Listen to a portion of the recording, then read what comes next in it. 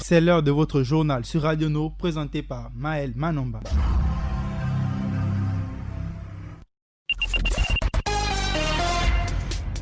Assalamu alaikum, Maël Manomba de Mouabi devant le micro pour la présentation de votre édition d'information. La page internationale vous sera présentée par Ida Ibinga.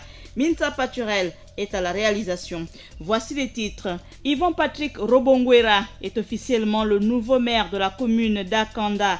Avec 4428 cas positifs au Covid-19 au Gabon et 11 morts en l'espace de 5 jours, le bilan de la pandémie s'alourdit dans le pays chaque jour. Les responsables des grandes écoles et universités privées se sont retrouvés autour du ministre de l'Enseignement supérieur pour réfléchir sur les mesures barrières à mettre en place contre le coronavirus dans la perspective d'une reprise des classes.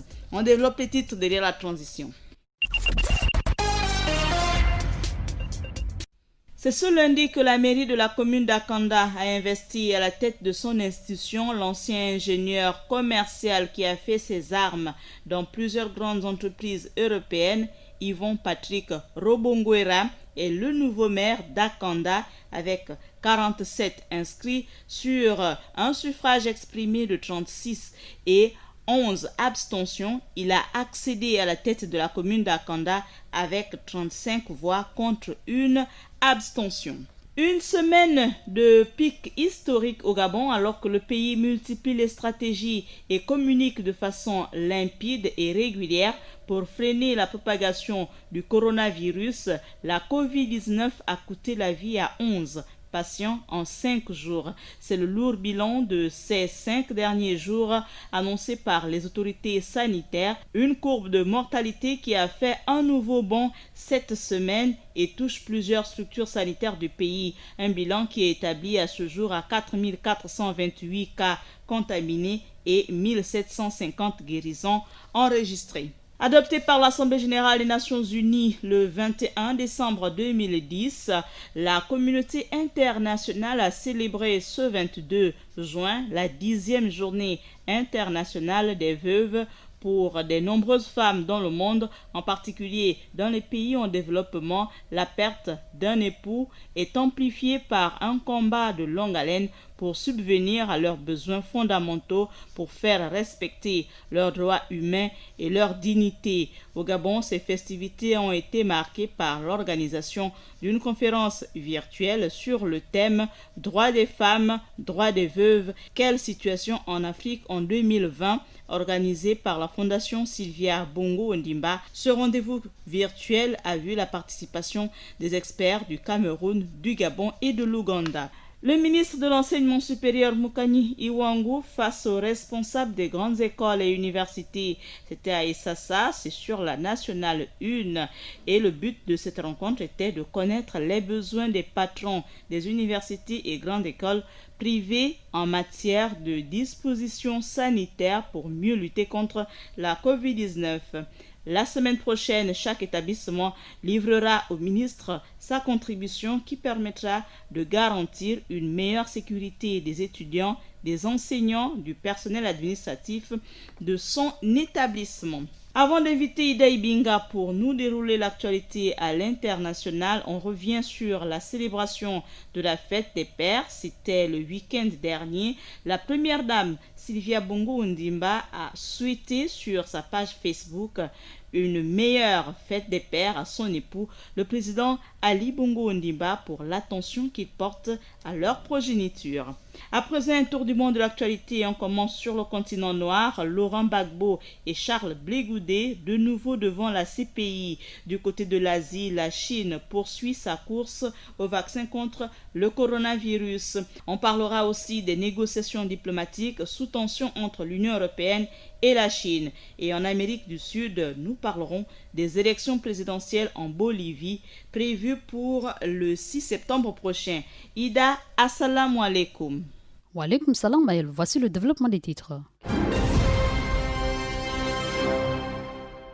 On demande l'actualité internationale pour parler de Laurent Gbagbo et Charles Blé Godé sont à nouveau devant la Cour pénale internationale à La Haye ce lundi 22 juin 2020. Toutefois, une audience se tient devant la chambre d'appel de la Cour pénale internationale pour entendre les observateurs sur l'appel demandé par la procureure Fatou Bensouda contre l'acquittement des crimes de guerre et des crimes contre l'humanité prononcé en fin janvier 2019 en faveur de l'ex-président ivoirien et de son ancien ministre de la Jeunesse. En effet, un an et demi après leur acquittement, c'est une nouvelle phase de l'affaire Laurent Gbagbo et Charles Blé Godé devant la Cour pénale internationale. En première instance, la procureure avait présenté 82 témoins à la barre pour évoquer le rôle de Laurent Gbagbo et Charles Blé Godé dans la crise post-électorale de 2010 à 2011. Les juges avaient prononcé une décision d'acquittement et pointé du doigt, je cite, à la faiblesse exceptionnelle des preuves apportées par la procureure Fatou Bensouda.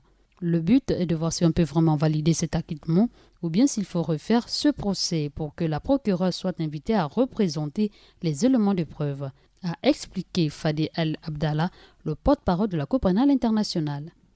L'actualité se poursuit du côté de l'Asie-Pacifique. Des chercheurs de l'Académie médicale de Chine ont annoncé le dimanche 21 juin dernier au soir avoir entamé une deuxième phase d'essais humains, rejoignant ainsi 3 autres laboratoires chinois qui travaillent également sur le vaccin contre la Covid-19.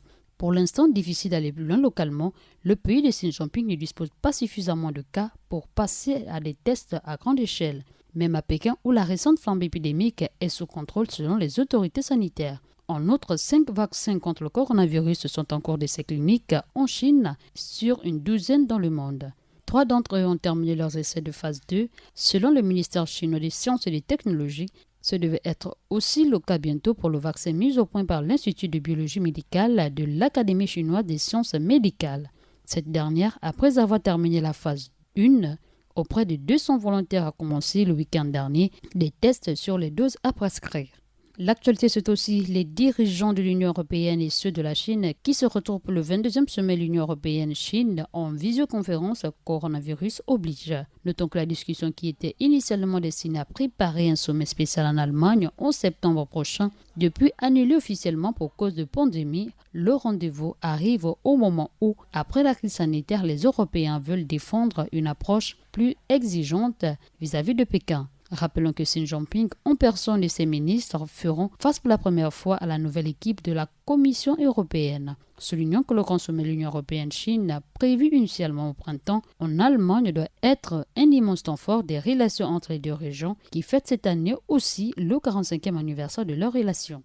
On refait d'actualité internationale pour parler de la présidente bolivienne par intérim, Janine Agnès, a finalement promulgué le dimanche 21 juin au soir la loi qui convoque les élections générales au 6 septembre. Les scrutins qui auraient dû se tenir le 3 mai dernier avaient été reportés en raison de la pandémie de coronavirus. Cependant, la date des prochaines élections générales a été l'occasion d'après-discussion entre la présidente par intérim, le tribunal électoral suprême et les parlementaires. Je cite, « J'ai reçu des pressions exigeant des élections le 6 septembre prochain, c'est-à-dire en pleine pandémie », a regretté la présidente dans son message rejetant ainsi toute volonté de se maintenir au pouvoir. Retenons que la Bolivie sera alors en plein pic pandémique. Merci Maël, merci fidèle leader, c'est tout pour cette page internationale du jour.